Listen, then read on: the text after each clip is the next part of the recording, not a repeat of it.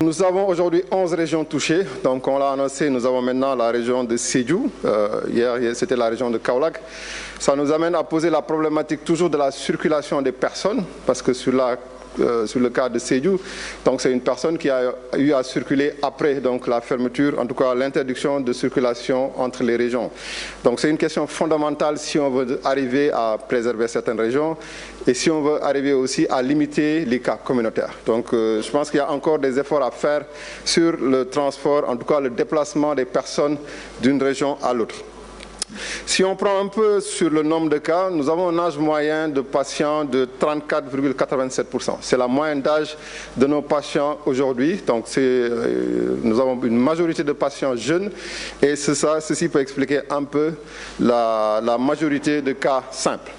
Sur les cas graves, depuis le départ, nous avons eu 14 cas graves. Et sur les 14 cas graves, les 9 sont décédés, avec une moyenne d'âge de 69 ans. Donc on l'avait dit, donc c'est une tranche d'âge qui est vraiment à risque, les personnes de plus de 60 ans présentant des comorbidités. Et pour faire une analyse encore plus précise par rapport à la réanimation de Fann, c'est vrai que beaucoup pensent que tous les malades de la réa de Fann décèdent, mais ce que je peux dire aujourd'hui, 9 patients sont passés dans la réanimation de Fann, à Kouémo. Et parmi ces 9, 4 sont décédés, effectivement, 3 sont sortis guéris. Nous avons un patient qui a été évacué et qui est décédé à l'extérieur et nous avons actuellement un patient qui est sous traitement. Les autres malades qui sont décédés à Ziguinchor, Louga, Touba, Thiès. Le cas de Thiès est assez particulier parce que c'est un décès communautaire. Nous appelons cela un décès communautaire, une personne qui décède dans la communauté, en dehors des structures de santé et qui est testé positif. Et il y a un malade qui est décédé au service de maladies infectieuses de Fann. Donc nous avons aussi 30 districts sur 79 qui sont touchés actuellement.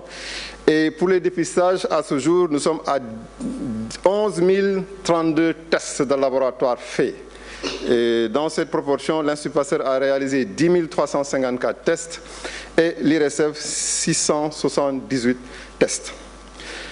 Concernant, pour terminer, le personnel de santé, je pense qu'il y a beaucoup de communication autour du personnel de santé. Nous avons effectivement des personnels de santé qui ont été testés positifs, mais ce qu'il faut savoir, c'est qu'il y a deux types. Nous avons des personnels de santé qui sont dans la communauté, qui ont été contaminés dans la communauté, et des personnels de santé qui ont été contaminés dans l'exercice de leurs fonctions dans les structures hospitalières. Mais ce qui est important à noter, c'est qu'aujourd'hui, dans nos centres de traitement, où nous avons actuellement plus de 700 patients en soins, aucun personnel de santé n'est infecté. Et ça, c'est un indicateur extrêmement important.